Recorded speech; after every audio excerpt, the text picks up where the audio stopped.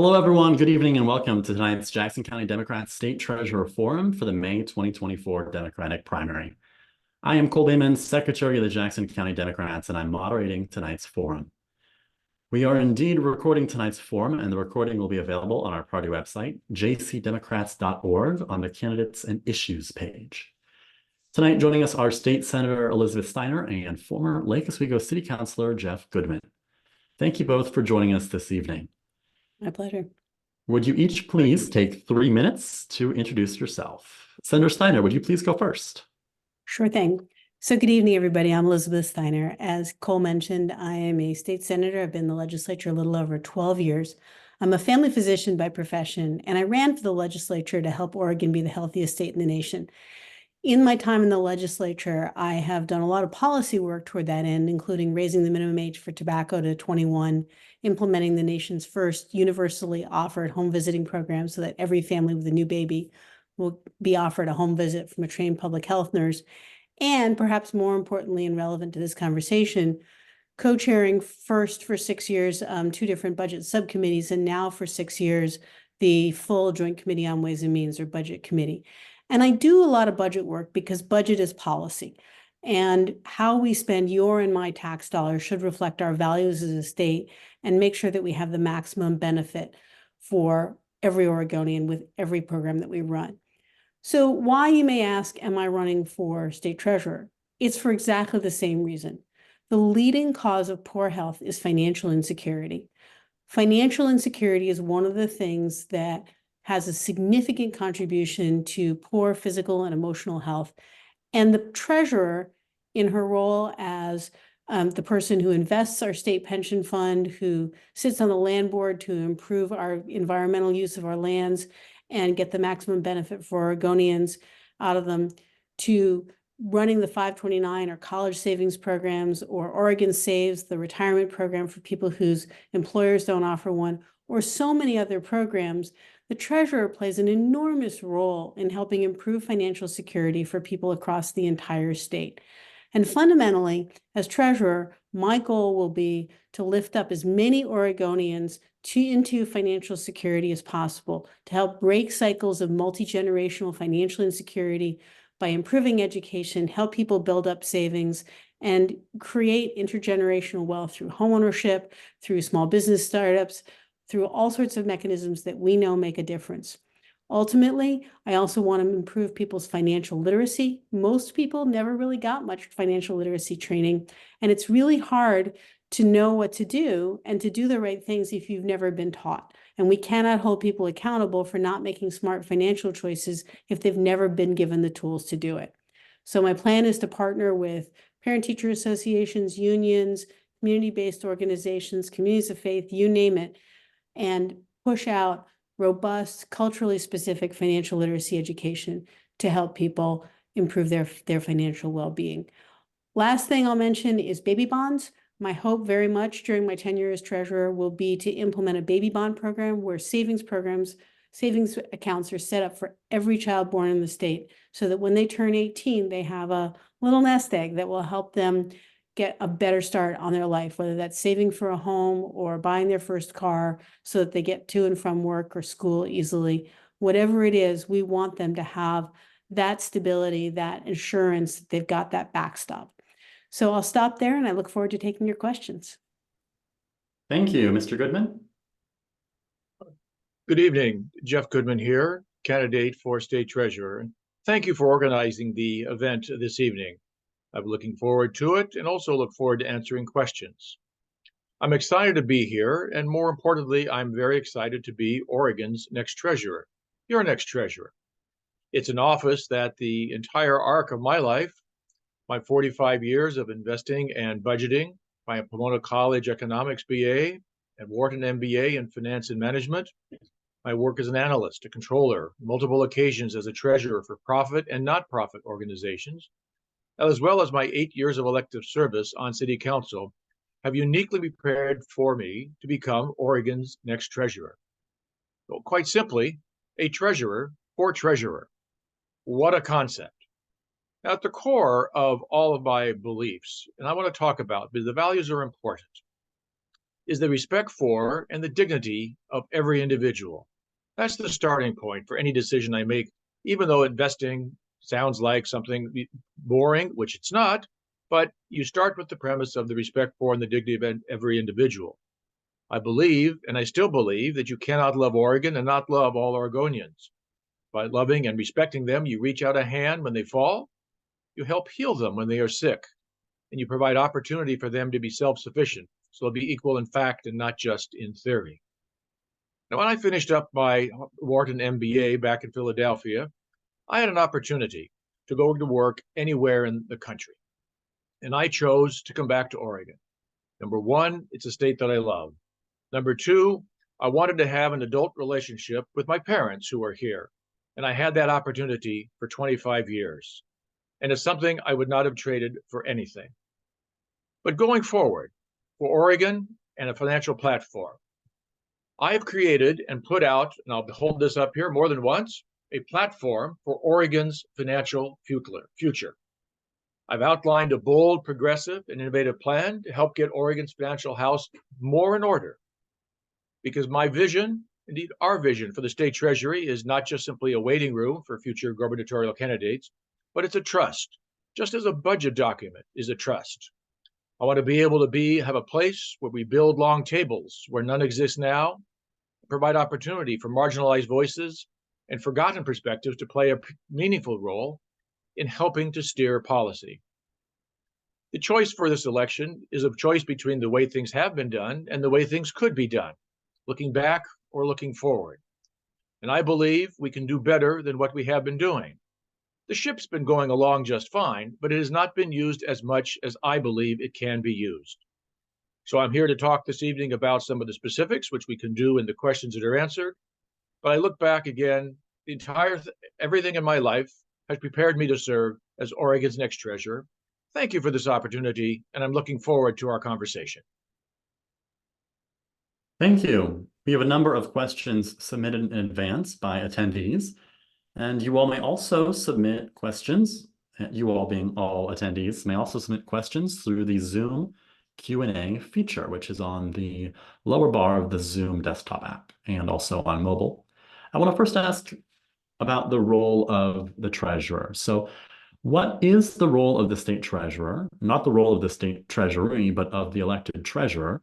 And why are you the right person to be Oregon's next state treasurer? Mr. Goodman, let's start with you, please. Certainly. Thank you for the question. I spoke briefly about that in my introductory comments, about the values that I will bring with me to serving as Oregon State Treasurer. Not to simply while I hold the office, but to actively apply them and how a state treasurer provides financial leadership to the state. I was speaking to a friend of mine several days ago who had been in Oregon politics for really several decades. And as we were chatting, the comment was made, you know, Jeff, the office of state treasurer is potentially most effective and least underutilized office in state government. And what was meant by that is we become used to treasurers only focus on steering the ship, keeping investment and cash management programs running smoothly, which is vitally important, but only half the job. And to be clear, whether it is Senator Steiner or myself serving as Oregon's next treasurer, that portion of the job is going to continue. But moving forward, I believe we must bring Oregon's values to bear, or since we're talking about investing, bring Oregon's values to bull on how the state treasury is run. And that doesn't necessarily mean upsetting the apple cart. It means I'll be more than just simply a head down placeholder. It means that in addition to maintaining a strong, prudent investment program, we'll be maintaining corporate oversight and governance. But it also means that I'll step outside the comfort zone when it comes to the treasurer making big picture recommendations.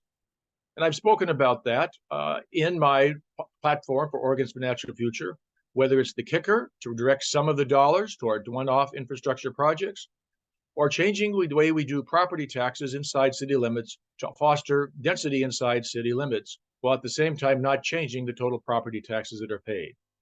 So I want to use the leadership in the treasurer's office as, if you will, a bully pulpit to help bring about change for all Oregonians. Senator Steiner? Thanks so much. You know, One of the things that I think is the most important for the treasurer is not only understanding all the things the treasurer does. And again, like Mr. Goodman, I mentioned some of these in my open, whether that's investing the public employee retirement fund and ensuring it grows, or managing and improving our college savings plans, which, by the way, can actually be used for almost any kind of post-secondary education. And that's one of the things I want to do because they're underutilized. I really want to ramp that up and help people understand that you can use that if you want to be a diesel mechanic. You can use it to pay your tuition. You can use it to buy your tools. You can use it for your living expenses while you go to school to become a diesel mechanic. So we have to educate people more about why every kid benefits from having a 529 plan. And my goal is to at least double, if not more, the number of kids in Oregon who have a 529 plan. Additionally, I think it's very important for the treasurer to have some state government experience. One of the things that we have seen over my time in the legislature and over the years is that treasurers are most effective when they understand how to work closely with other members of the executive and legislative branch. They get stuff done more. For example, much of the stuff that Mr. Goodman is talking about, I don't disagree with the issues around whether we could potentially divert some of the kicker to infrastructure or change our property tax, but that's all in the legislature's purview, right? It's not the treasurer's job. And so it's really important that you have a clear understanding of what's in the legislature's purview and what's in the treasurer's purview, and you understand how to build teams and build collaborative movements across multiple parts of state government and with advocacy organizations.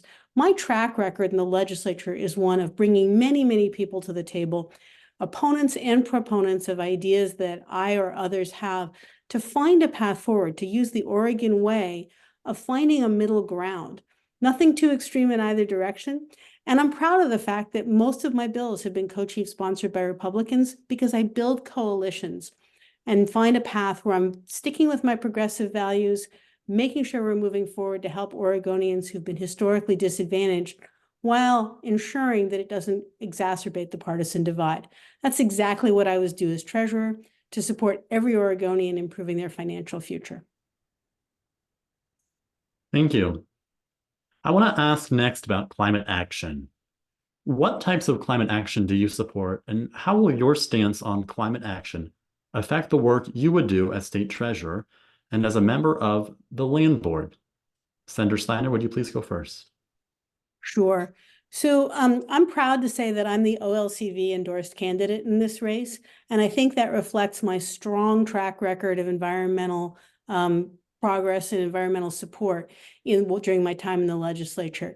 I have a well over 90% voting average on pro-environment bills. And most recently, during the 2024 session, I was a co-chief sponsor of the Coal Act, which will serve to help push our investments away from thermal coal, which we know is one of the biggest creators of CO2 and small particulate matter that contribute to climate change.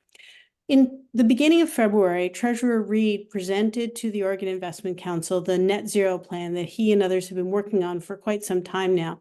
And the OIC has adopted that plan to help get our portfolio to net carbon zero by 2050 and reduce our carbon footprint by 50% by 2035. I am fully committed to implementing that plan and seeing whether we can go even a little bit further, a little bit faster, while still making sure that we're meeting our fiduciary obligation to grow the pension fund, to reduce our unfunded actuarial liability, and make sure that we're balancing the different pieces, growing the portfolio and moving us toward a cleaner, greener future. There are incredible opportunities to use some of our funds to invest in clean energy, and I'm absolutely confident that we can do that both around the world and in Oregon itself.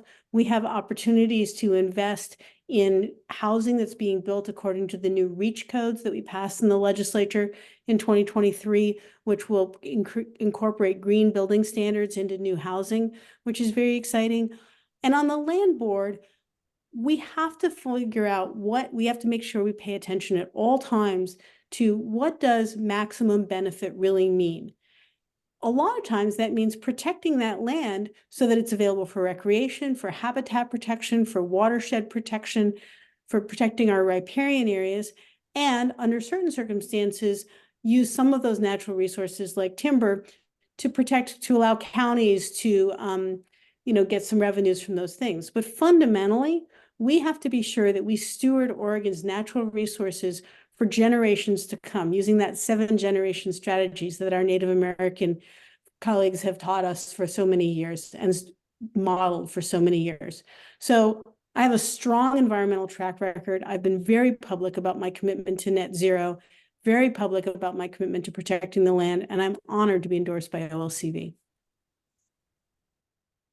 Thank you. Mr. Goodman. Thank you for the question. The issue of the land board, climate change, and moving forward is a very important one, as you've identified by asking the question. But in doing so, let's just address a couple of items in terms of being able to accomplish some of the big picture things, which I've identified in my financial platform. The ideas, whether it's using kicker dollars, property tax changes, these are the ideas I brought forward. And it's why Senator Steiner and I would make a great team, her in the legislature and I in the treasurer's position, being able to go that through. But even beyond that, if you look at the Oregonian and their endorsement, they noted that the legislative experience was not the highest priority in determining who the best candidate was to be qualified, and the Oregonian determined that I was. So going forward, with respect to climate and climate issues, I encourage all of you to go to my website. I've posted my answers to the OLCV questions. I would encourage Senator Steiner to do the same for her website with the answers to the questions that the OLCV provided, and then they can make their own determination. With respect to some of the items that I would like to see go forward, just a couple of simple items. Number one, state is responsible for, and the treasurer's office issues a great deal of debt on an ongoing basis.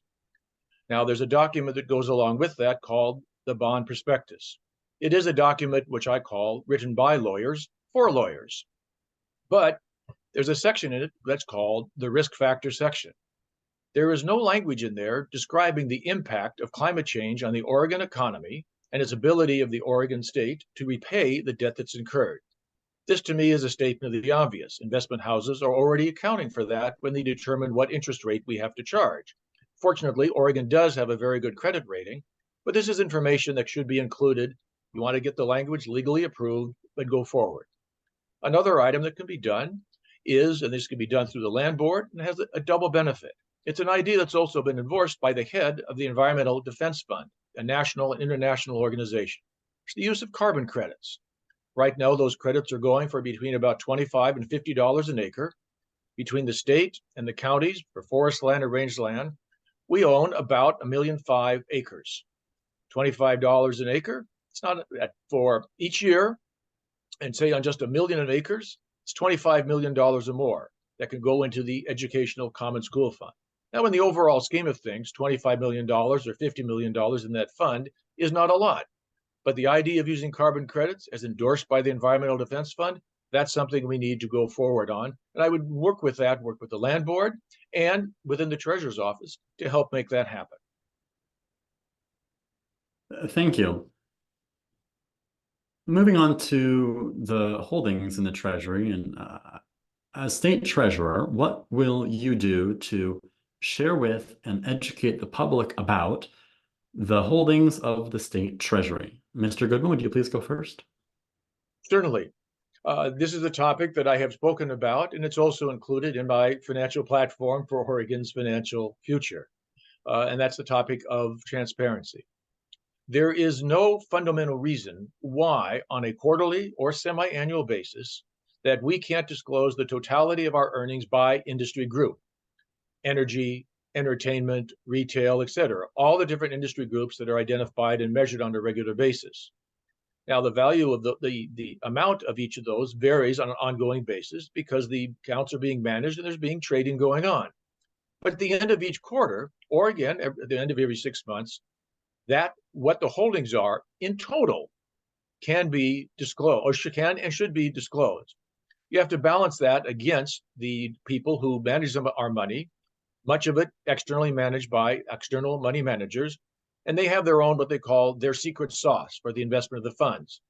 And they don't want you to know necessarily, they have it revealed down to the individual stock or what kind of holding it may have down to the individual level, because they want to have that formula which they apply and they don't want to reveal that so as to give away their secrets.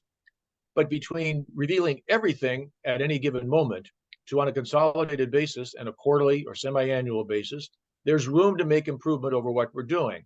And I am committed to being able to do that. So with respect to that transparency that you're asking and what our holdings are, we can do better than what we have been.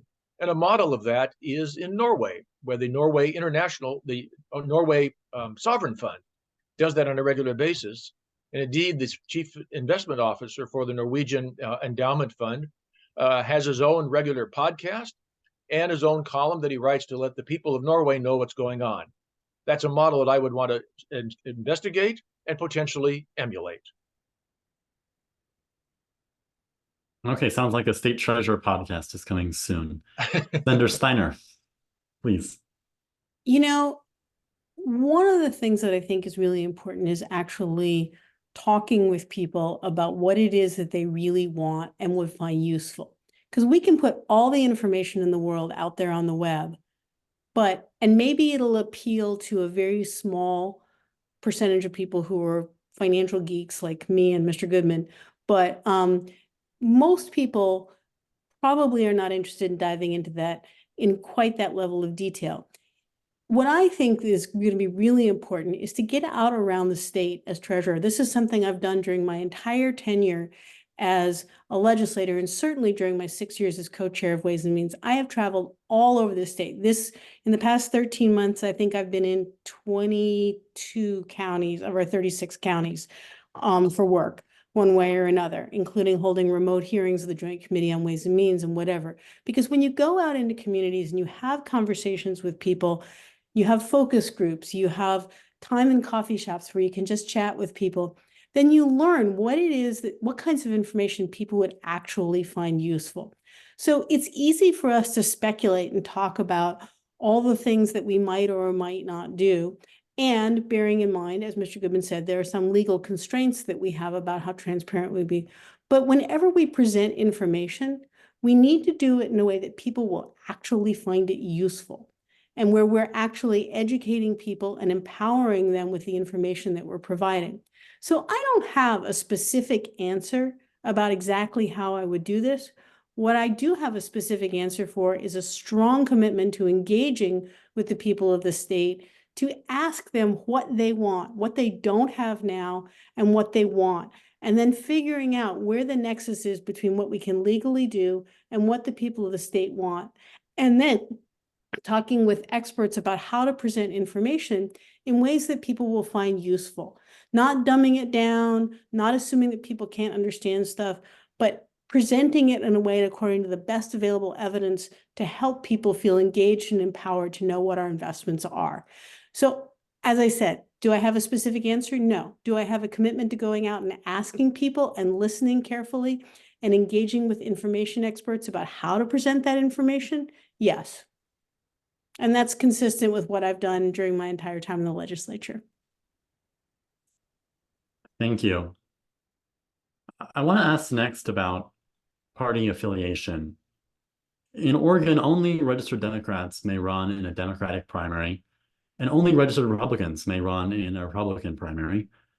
Mr. Goodman, it is my understanding that you have been a registered Democrat for less than a year. Is that correct? That is correct. Okay.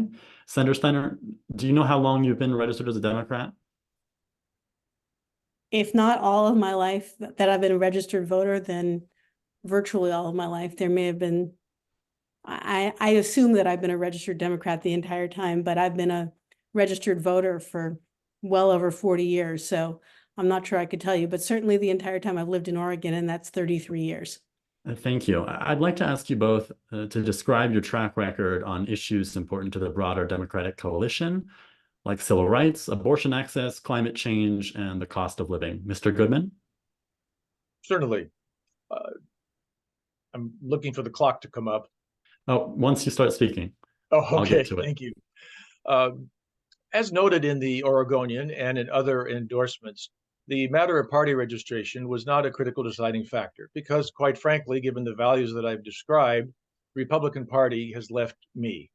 I grew up in the era of Tom McCall, of Mark Hatfield, Those were the values that I have, and continue to have today, where I've spoken about them on a couple different occasions now during the course of today. I'd also point out that both Senator Steiner and I were at a dinner, the annual Democratic Party of Oregon Wayne Morse dinner the other day, and Wayne Morse himself started off as a Democrat. And indeed, one of the most loved treasurers in recent history, Ben Westland, when he became treasurer of Oregon, he'd been a Democrat for 8 months longer than what I have been. So I think it's important to say, not look at the party registration, but to look at the ideas that are being promoted. That's why I encourage everyone to come to my financial platform for Oregon's future and take a look at what I am advocating.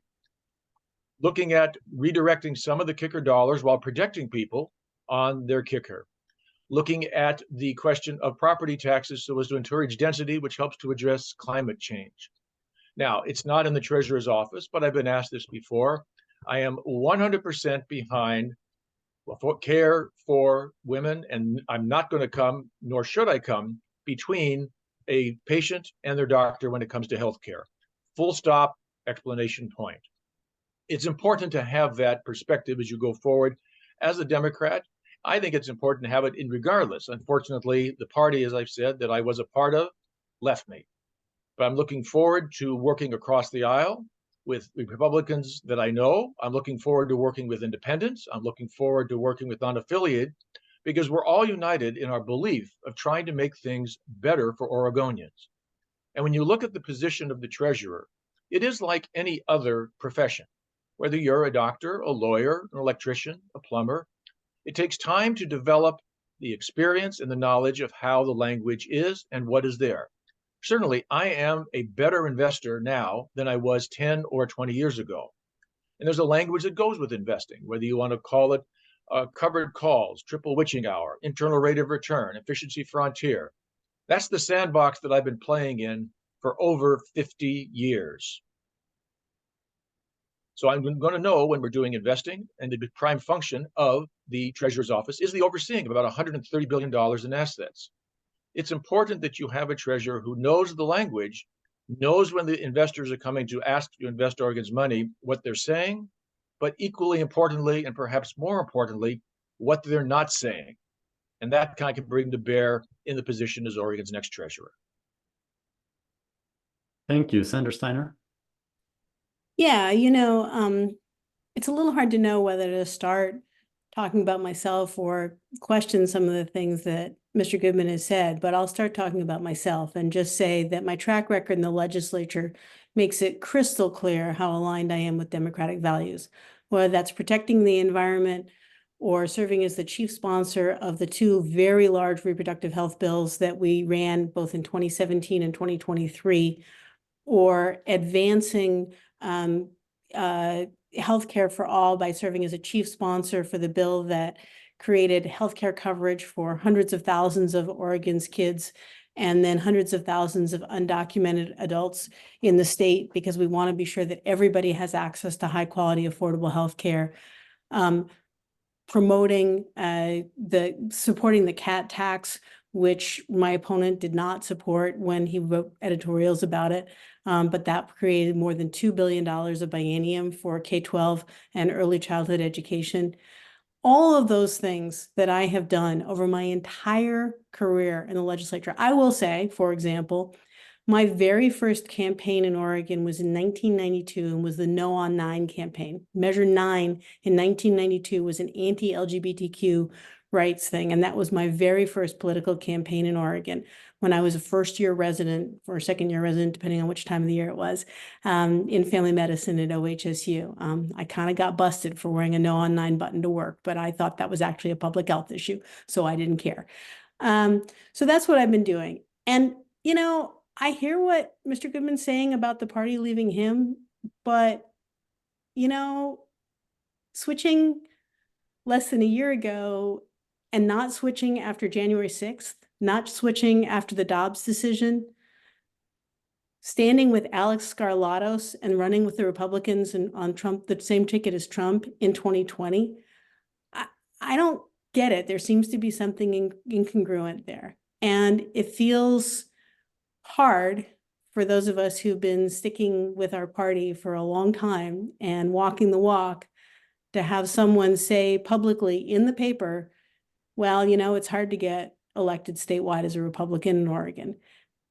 I'm proud to be a Democrat, and I'm proud to be a lifelong Democrat. And my parents were Democrats and my grandparents were Democrats. And I'm proud of the values that we uphold and what they say about how we believe in helping each other across the state. Thank you. I want to ask next about a group by the name of Timber Unity.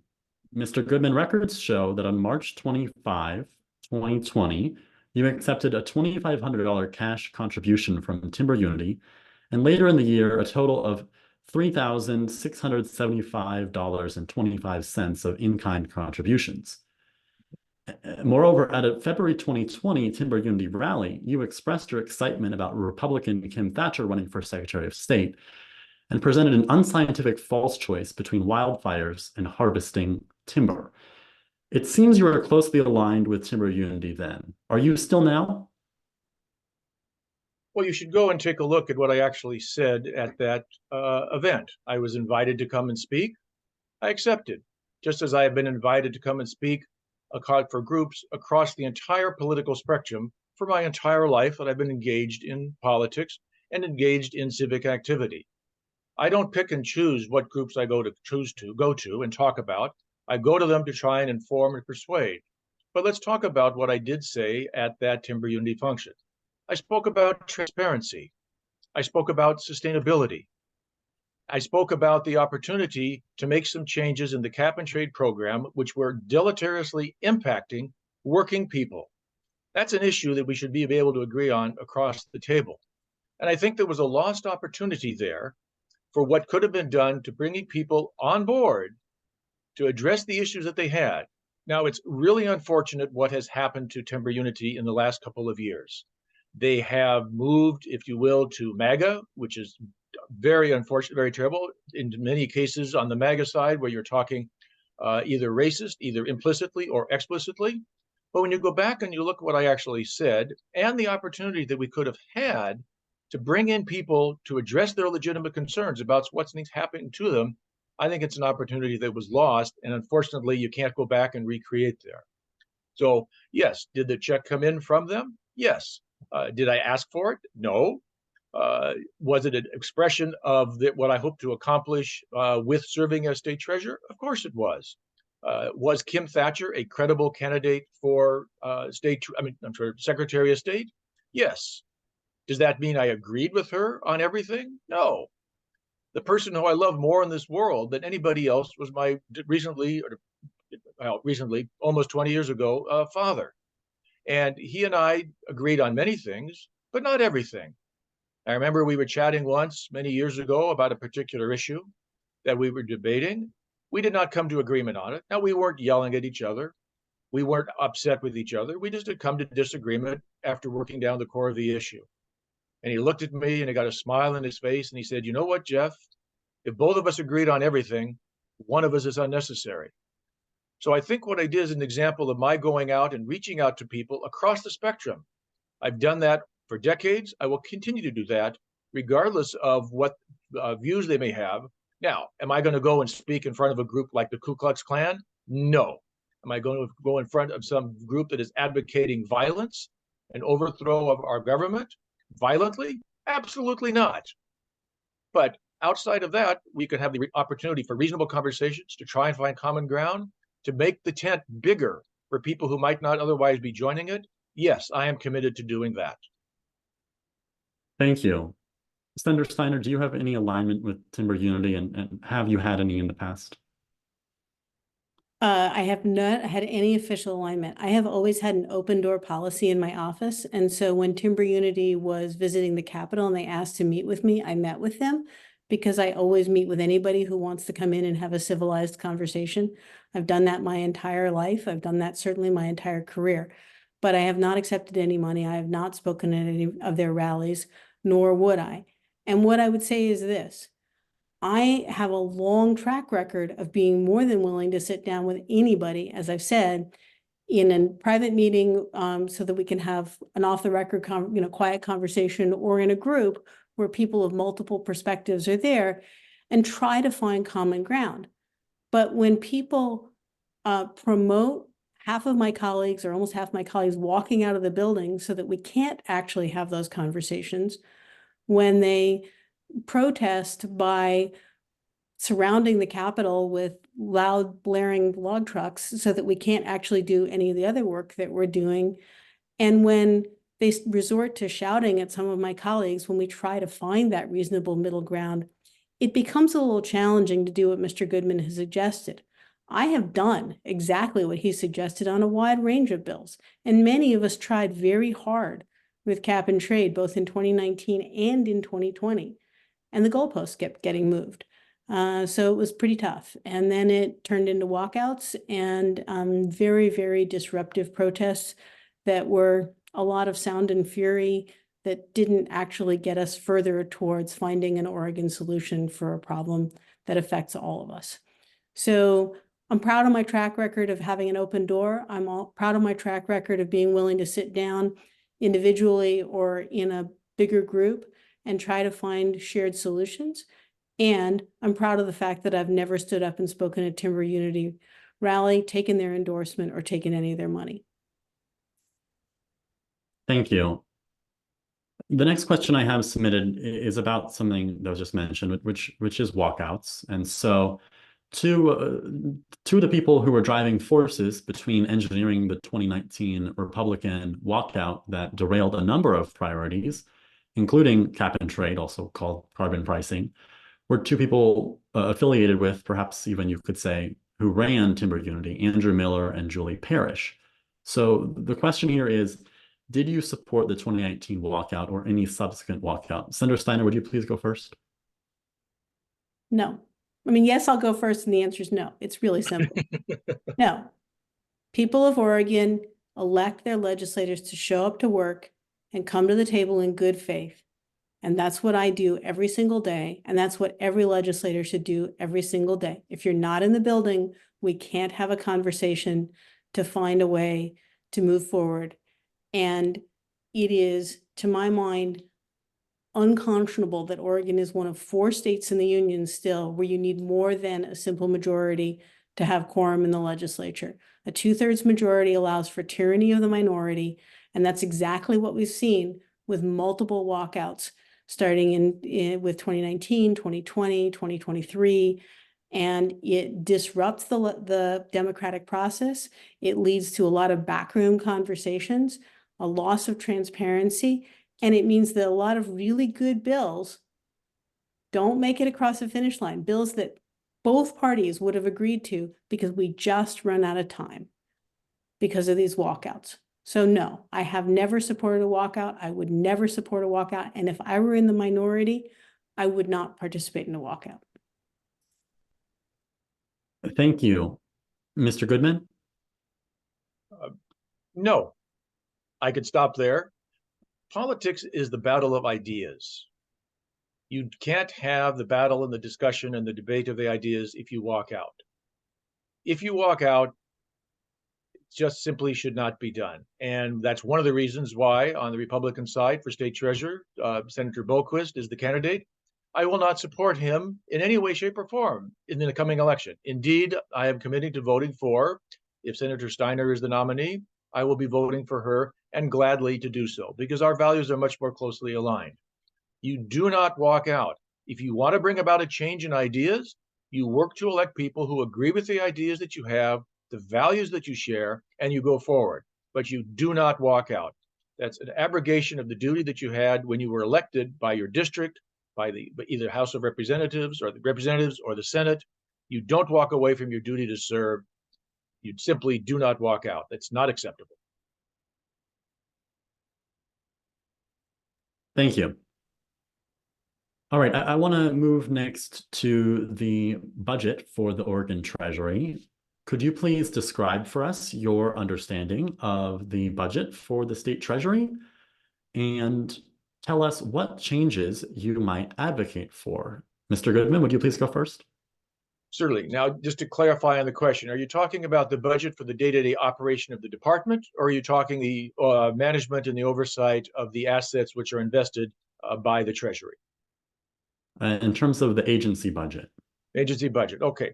Those are, in the scheme of things, relatively small dollars. You have a department in total, which is about 250 or so people.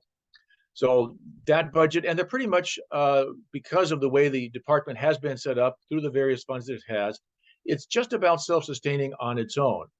So the opportunity there is to potentially enhance in different areas. For example, in climate change, where we want to be able to, we're going to be ramping up on that due to the efforts that are going to be made to, one, decarbonize the economy, although we don't have a lot of direct control over that, but also the decarbonization of the investment portfolio that we have going forward. Now, let me just address just for a moment on that decarbonization efforts. Part of the plan that was presented a couple of months ago at the Investment Council, again, which the Treasurer is a member of, and Rex Kim, who is the Chief Investment Officer, also sits in an advisory role on that council, was presented to the plan for the investments of the state. It had two key elements. Number one was using our institutional power that we have through the ownership to bring companies about to decarbonize or commit to their plans and make sure they're following up on their plans, or we would use our voting power to vote the directors out. In addition, we had the plan to triple our investments in renewables, going from $2 billion to $6 billion between now and year end 2035. And I looked at that. I was present for that meeting, as I have been present for meetings over the last 15 years.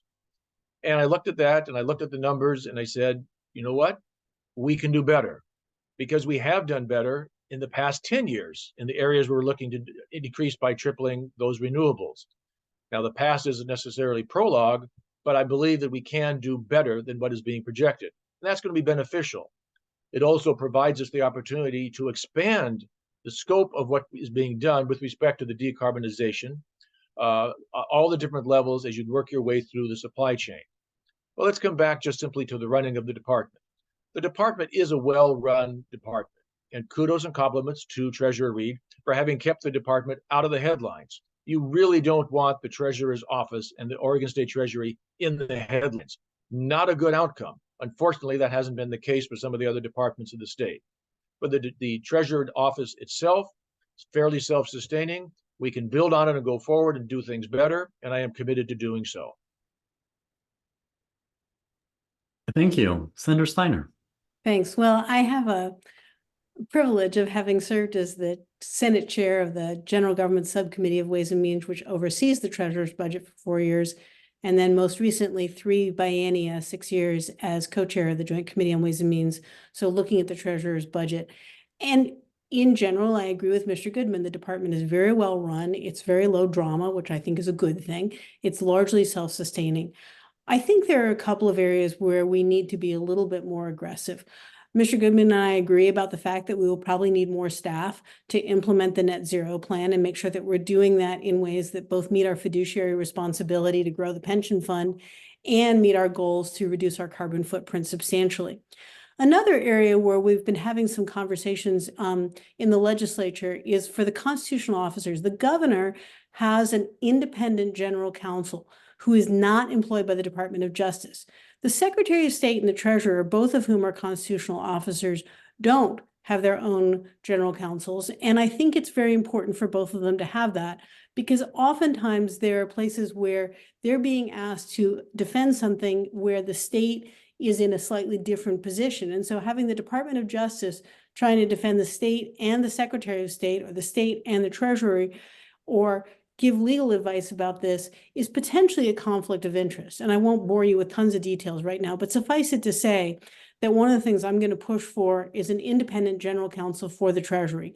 And I think whoever is our next Secretary of State, which I will freely admit I hope will be Tobias Reed, is because of the excellent job he's done at Treasury. I think that's exactly who we need as Secretary of State. I think he'll be looking to do the same for Secretary of State as well, because it's so important to have independent counsel there. The other piece that I think we really need to look at hard is the financial literacy component and the general outreach component for a lot of the programs that we have. And I want to look at ways that we can, in a self-sustaining way that isn't a drain on the general fund, improve our efforts in outreach. That has to do with the transparency stuff that we talked about earlier in this conversation, or financial literacy, or 529 college savings plans, or Oregon Saves, or any of a number of other programs. We have to do a better job of creating culturally responsive, culturally appropriate education and outreach for the entire state, so that we're sure that the Treasury is truly serving every single Oregonian. And there may be a role for more staff in that regard. Thank you. I want to next ask about your personal professional background. Could you please each describe your professional background? Specifically, we are interested in knowing what perspectives you would bring to this executive office, how you would collaborate with a wide array of stakeholders across the state, and ensure that the Treasury is a well-run and effective state agency. Senator Steiner, would you please go first? Sure. You know, I'm a family physician by profession, and the whole thing about being a family physician is being able to learn something about everything and build really, really strong, effective teams, and understanding who all the professionals are that you need on a team, and recognizing professional expertise in a wide variety of areas. You know, I get what Mr. Goodman says about his investment experience, and that's great. But investing your own personal funds is a little bit different from serving as the CEO of a large medium-sized state agency and overseeing a $95 billion pension fund, because the treasurer is not actually the chief investment officer. We have a chief investment officer, we have internal and external managers, we have consultants who help us do that. The treasurer herself is a manager, is a CEO of an agency. And my experience as the medical director of a large family medicine practice with about 100 employees, starting 2 years after I finished residency and helping that practice through some very difficult financial times, my experience running some large courses in the OHSU Medical School and building teams of students, residents, and faculty to teach effectively in there, my experience in the legislature of managing work groups and task forces and implementing large initiatives with stakeholders across a very large spectrum of perspectives. All of those will come to bear in serving well as the treasurer and serving in that CEO role and understanding what I know and what I don't know. One of the things about being a family physician is never being afraid to say, I don't know, will you teach me about this? Because that's what I've had to do over and over again throughout my career, and I'm never afraid to say it, and I'm a fast learner. And I think that's an important skill too. You have to be honest about what you know and what you don't know, and you have to be willing to learn and be able to do it quickly. That's what I did prior to becoming a legislator, to figure out if I even wanted to do that. That's what I've done throughout my career as a legislator, and that's what I've been doing in preparation for being treasurer, and what I will continue to do through what I hope will be 8 years as Oregon's treasurer. Finally, in terms of building coalitions, as I mentioned, I travel across this state on an ongoing basis. I have endorsements from county commissioners and legislators from across the entire state, because I don't just focus on the I-5 corridor or the Portland metro area. I want to know what people in rural Oregon are thinking and need, so that we can address those needs to the best of our ability. I'll continue to do that as treasurer, and I look forward to getting out and around the state to figure out what people need in that regard. Thank you, Mr. Goodman. Thank you.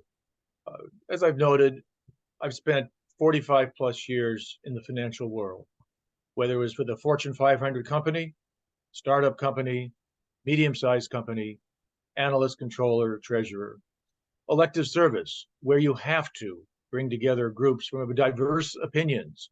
And I successfully did that during my 8 years of service on the city council, where you had diverse opinions. And I was able to bring together, particularly on financial matters, where they looked to the expertise that I was bringing to bear, resulting in 7-0 votes in getting major things accomplished for the city.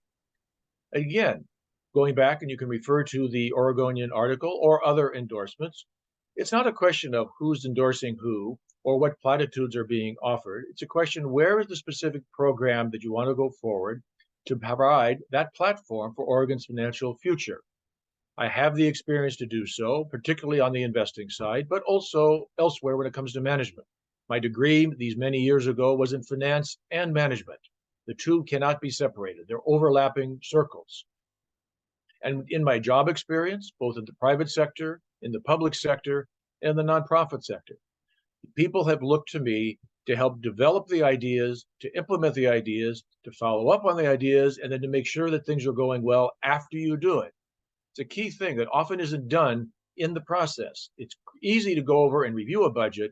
It's much harder to prepare it, present it, and then after it's done, to follow up on it, to make sure that things are going well. That's a skill set that I bring. It's a skill set that has not been used in the Treasurer's office to the degree that it should be. I am committed to doing so. Since I've lived in Oregon all of my life, I have traveled all over the state. I've been to every county in the state at one time or another and have talked with people. It's not just simply something I have done in the last several months of the campaign for this office. I've been doing this all my life, talking with people, whether they're in elected office, whether they're the person who, when you stay at a hotel, stay with a friend, go shopping at a store. I know the people of Oregon, but I'll continue to learn from them. Because as the old saying goes, you've got 2 ears and 1 mouth. I should be using them in that proportion. I've applied that kind of philosophy going forward. In the past. I apply it today. I'll continue to apply that going forward to help implement that platform for Oregon's financial future that I put out, that no candidate for treasurer has ever done before. And I'm willing to hold myself accountable to that platform and to be measured on it during not only my first 4 years, but what I hope will be 8 years in the office of treasurer. Thank you. All right, finally, I want to give each of you the opportunity to give a closing statement. Senator Steiner went first for opening statements. So Mr. Goodman, would you please go first? You bet. Thank you again for pulling this event together. As I noted in the beginning, I'm very excited to be here. I'm very excited to serve as Oregon's treasurer. And to use a phrase from a musical group, the Pointer Sisters, I'm so excited to serve as Oregon's next treasurer. But regardless of who's elected, the state treasurer is not going to be worse off. Either Senator Steiner or I are perfectly capable of keeping the Treasury running on track, upright, and keeping the lights on. But Oregonians deserve more than the status quo. There are people out tonight who are cold and hungry, tired of working 3 jobs to make ends meet, or tired of working no jobs and not making ends meet. Balance sheets are showing an unprecedented financial boom for the top 1%. While millions of Americans, hundreds of thousands of hardworking families in Oregon are left behind and worse off than before. Campaign donors cracking deals and closed doors meetings to subsidize multi-billion-dollar corporations, already inflated profits with our hand-earned tax dollars. It's one of the reasons why I have publicly committed to not accepting any dollars from oil and gas companies. It's important to me with respect to climate, important to me with respect to investing, that people know when I'm talking about these particular issues, it's my voice, not somebody else's voice who's provided me with talking points. I look at working class families all across the state, families being burdened with filling increasing budget gaps, while some of our state's largest and most profitable corporate taxpayers pay minimal taxes. These aren't democratic values. And more importantly, these aren't Oregon values. Now, when I started running, I made sure to assemble my platform. You've heard me speak about it several times.